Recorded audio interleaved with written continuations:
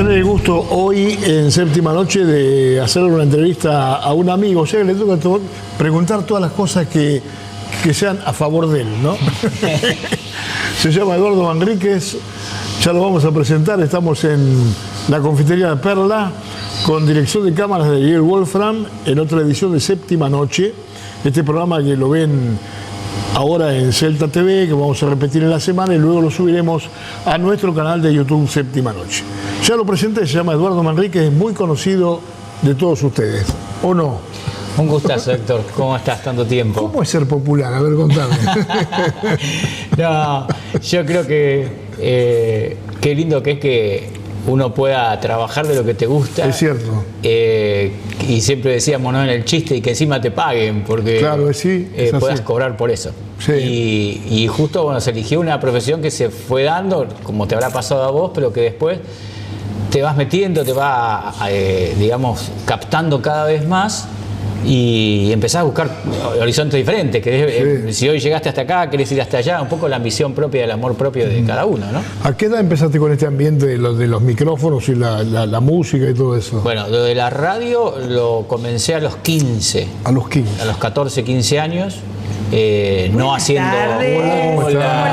¿Cómo le va? ¿Bien? ¿Vos? Muy bien. Bueno, qué placer, bueno, mirá, además con gente conocida también, acá de tantos eventos que nos hemos cruzado. Cafecito de la Perla. Cafecito de la Perla, exquisito, sí, que claro. vamos a ver, Muy bien. Muy bien. Gracias.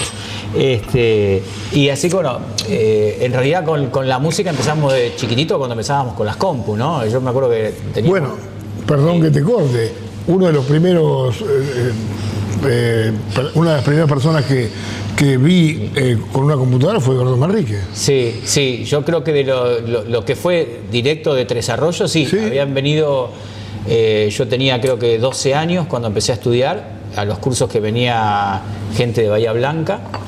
Y yo recuerdo haber empezado a estudiar acá en la Biblioteca Sarmiento, de un señor cordobés que venía, que después estuvo en ese momento en la aceitera, ¿no? Estaba trabajando para la aceitera en informática, y nos recibimos dos de ese curso nada más, una chica conocida también tuya y demás, en ese momento, y yo.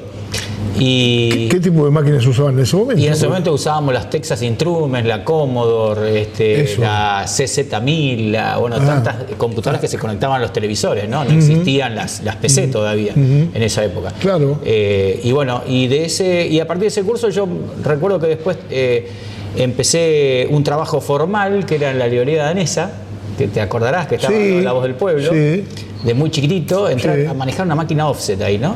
Y yo siempre con la informática, pero bueno, una compu en ese momento valía lo mismo que un auto 0 kilómetro. En ese momento era comparar hoy un auto 0 kilómetro con una máquina. Entonces era algo inalcanzable. Entonces empecé a trabajar como para decir, bueno, empezar a juntar algo de plata.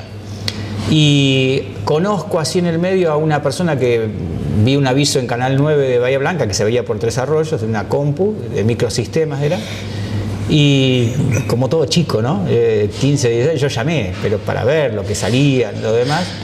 Y el hombre empezó a hablarme por teléfono después y vio que tenía algunos conocimientos teóricos. Yo nunca hasta ahí había visto una computadora, siempre era todo teoría. Y bueno, y me propuso un día encontrarnos por acá, que yo no recuerdo si no fue aquí en La Perla, fue en alguna otra confitería cercana, porque quería conocerme, porque como le hablaba bien de computación y demás. Sí.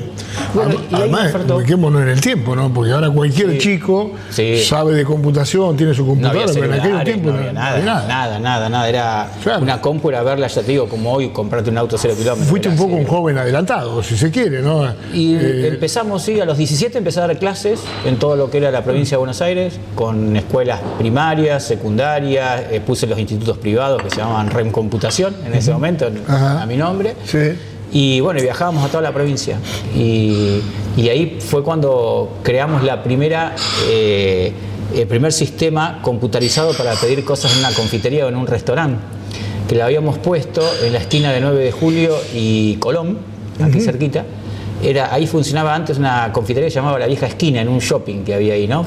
Y me acuerdo que inauguramos en ese momento, estaba de turismo el doctor Evans, que vino a esa inauguración, porque hacíamos en una mesa así redonda, habíamos armado un sistema de una computadora Texas, te estoy hablando que era todo cableado, no había internet por wifi, era todo cable, y las mesas estaban afuera, entonces a la mañana armábamos las computadoras en las mesas, en unos muebles que hacíamos especiales que giraban, y ahí tenías tu computadora Texas con un monitorcito de 5 pulgadas.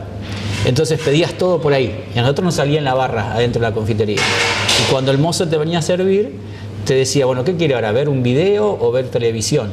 Entonces te ponía con una teclita que te habilitaba o el video o la televisión, todas cosas así, no que era de inventar cosas. Sí.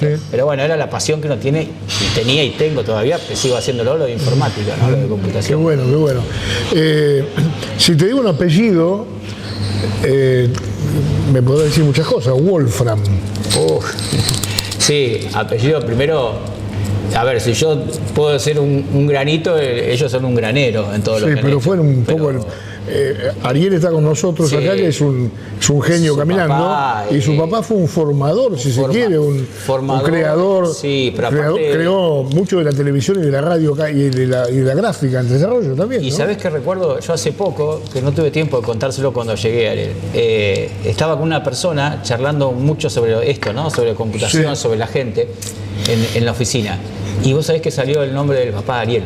Porque dice, mira, yo más allá de buen profesional, de todo, dice, no he visto una persona más buena que siempre se ha dedicado a ayudar a los demás y a transmitirles lo que ellos sabían, que en ese momento el conocimiento era lo más caro que había, porque no había tantas posibilidades de tener un Cresta, de tener una universidad cerca, de tener una planificación de irte a estudiar, era muy difícil.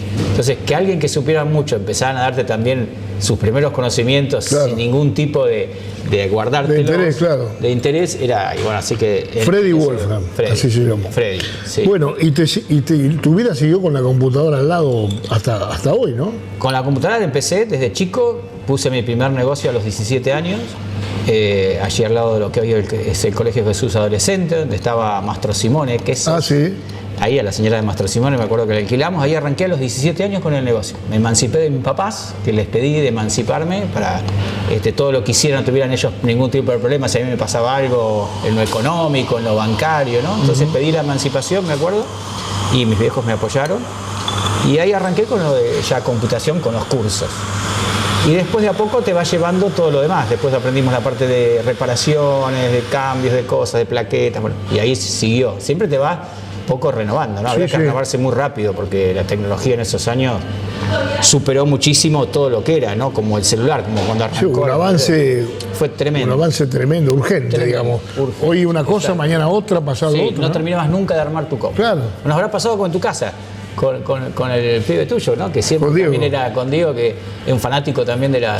y que siempre me acuerdo me llamaba y cuando no era memoria había que ponerle más discos y cuando no mejorar esto y vos decías, che, todos los meses hay que actualizar esto y viste. Y claro, esa relación. Me hablabas de tus padres, bueno, de tu papá me acuerdo, un jugador de fútbol excepcional para la zona, ¿no? El Payo. Jugó en Copetonas. Claro, jugó de muy chiquito en Villa del Parque. Arrancó ya a los 16 años, estaba en primera. Y después pasó por Copetonas, del cual yo me acuerdo que fui mascota. En esa época se usaban las mascotas, los chiquitos salíamos de mascota. Estuvo en Colegiales, en Juan Ebarra, muchos años también jugando. Goleador fue. Goleador, en la época que jugaba Barberón, bueno, unos tantos, ¿no? Que después siguieron a otros niveles. Pero sí, gran jugador, el Payo número 9. ¿Y tu mamá? Mi mamá Elsa. Ama de casa, primero y después comerciante, ¿no? Sí, después tuvo, de muy chico nosotros, tuvo almacén, gran almacenera en el barrio, y después ya pudo tener la posibilidad de su propio local en el centro con negocios de ropa. Así es. Hasta hace muy poco, que con 70 y pico años lo seguía teniendo, y bueno, ahora ya cumplió 80 hace una semana. Mira. Así que pasándola. Le mandamos un saludo de acá, ¿eh? Exacto. ¿Dónde te formaste? ¿En la escuela primaria, en la secundaria? ¿Cómo fue eso? Primaria, la escuela 8. Ajá. La escuela 8, la nueva ya, la que está hoy, ahí en Colón. Y después el secundario fuimos a lo que es el colegio industrial, que eso te dio también una posibilidad de todas las que es los oficios, ¿no? Claro, sí, ahí te desempeñás, entonces hoy uno hace cosas de electricidad, hace cosas de todo un poco. A mí me encantaba el colegio. ¿Qué docentes recordás así como que te marcaron un poco? Del colegio me acuerdo, de matemática, la señora Rodríguez, que después de mucho tiempo volverlos a encontrar, ellos te cantaban la justa, te decían, yo siempre veía en vos una rapidez en la matemática impresionante. Y me di cuenta que algo de eso ibas a seguir de grande, ¿no? Que después era informática. Me acuerdo de Álvarez, el director, que además era de Alfredo dibujo, Álvarez. Alfredo, que yo no andaba muy bien en dibujo, era bastante malo para hacer dibujo técnico, sobre todo en las perspectivas, me acuerdo, y que después resultamos ser buenos amigos cuando a través de los años de empezar en periodismo y hacer un poco de política, de los años que pude hacer allá en Buenos Aires, en la Cámara de Diputados y demás, yo me acuerdo que en esa época de Menem les armé, a pedido de ellos, en ese momento el movimiento vecinal, las bases para la juventud vecinal, que era el momento que estaba Roberto Pisani en sus comienzos allí, estaba el profe Álvarez, había un montón, ¿no? Duca, me acuerdo, bueno, yo les armé las bases para que empezaran a hacer la juventud vecinalista, ¿no? Sin tener nada que ver con el partido, lo hacía porque me gustaba y porque estaba en mucho contacto en la política en ese momento, trabajando en la época de Menem allí en la Cámara de Diputados. Una cosa que me acuerdo también de tu primera juventud es los paseos que hacían con un grupo de cuidadores, criadores de perros de raza, ovejeros alemanes, con el doctor Bordone, donde vos hacías, creo que las veces de animador, ¿no? Claro, eso fue... yo cuando era chico hacía todo tipo de trabajo. A mí siempre me gustó, yo creo que fue la gran enseñanza de mis viejos, ¿no? De poder de ganarte tu platita desde chico y valorarla mucho, más allá del estudio. Hubo un momento que iba a la escuela industrial primer año y me acuerdo que me levantaba a las 4 de la mañana para ir a aprender carnicería con un carnicero de vecino de casa. Esas locuras, ¿no? Y era muy chiquito. Pero yo quería hacer algo además del estudio, ¿no? Mis viejos estaban haciendo su casa, que es la que hoy habita mi mamá, porque vivíamos en lo de mi abuela, y yo siempre quería ese regalito para mi vieja, para la casa. Entonces siempre buscábamos el peso. O salíamos a cortar pasto, agarraba mi bicicleta con el rastrillito y salíamos a las casas del barrio obrero a cortar pasto, por ejemplo, de muy chico, 12, 13 años. Y bueno, y eso me llevó que un día teníamos un perro ovejero alemán en casa y mi papá decide adiestrarlo. Entonces llama a un adiestrador que venía de Mar del Plata. Venía una vez por semana, adiestraba perros acá y se volvía. Y yo empecé a salir con él a adiestrar al perro nuestro, ¿no? Entonces, y él me fue enseñando, yo fui aprendiendo, me empezó a gustar el tema de los perros. Así que me dio unas muy buenas clases de unos cuantos meses, 4 o 5 meses creo que fueron. Terminó de adiestrar nuestro perro, que se llama Oso, y ahí me animé solo. Y empecé a adiestrar perros. En ese adiestrar perros, en uno lo cruzo al doctor Bordone, en una fiesta del trigo que se hacía acá, en la Plaza San Martín, cuando estaba sobre la avenida, frente a la municipalidad, y él viene a ver unos perros que estaban juntos en un stand de la veterinaria de la doctora Blum. Ahí lo conozco a Eduardo, al doctor Bordone, que tenía una pasión, y a partir de ahí, una pasión ya loca por los perros. Y empezamos a charlar, y bueno, y empezó esa relación de los perros. Se lo presento a mi papá, así que hicieron muy buenos amigos y empezaron a trabajar con los perros juntos. Y ahí compran las primeras perras ovejeras alemanas importadas, las trajeron de Alemania, y arman lo que se llamaba en ese momento el criadero que se llama Von Osodok. Era un criadero de perros, ovejeros alemanes, y lo pone el doctor Bordone con mi papá. Y yo les empiezo a dar algunas clases de lo que yo había aprendido de adiestramiento. Y empiezan a adiestrar ellos a sus perras. Y así nace lo que después fue el equipo de perros ovejeros alemanes de Tres Arroyos. Que anduvieron por distintos lugares, ¿no? Anduvimos por todos lados. ¿Hoy tenés perros? Hoy ya no. Hoy ya no. Jolly, que era la de mi papá, la perra negra. Después tuvimos otra más. Y bueno, y ahí ya dejamos los perros.